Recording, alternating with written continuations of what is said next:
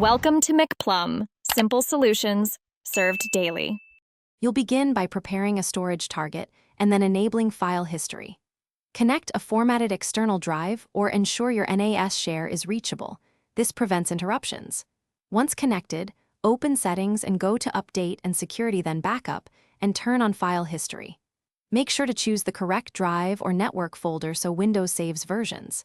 This starts automated incremental backups of your libraries, desktop, contacts, and favorites. That way you don't copy everything every time and save space. Next, you customize what file history saves and how often. Open more options and add any folders outside libraries or remove folders you don't need. This reduces backup size.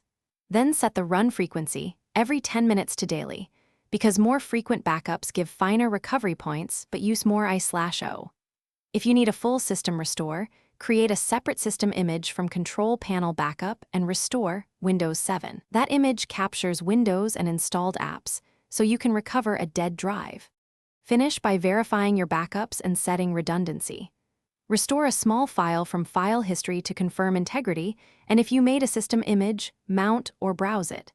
If backups fail, check the external drive's health, available free space, and share/NTFS permissions.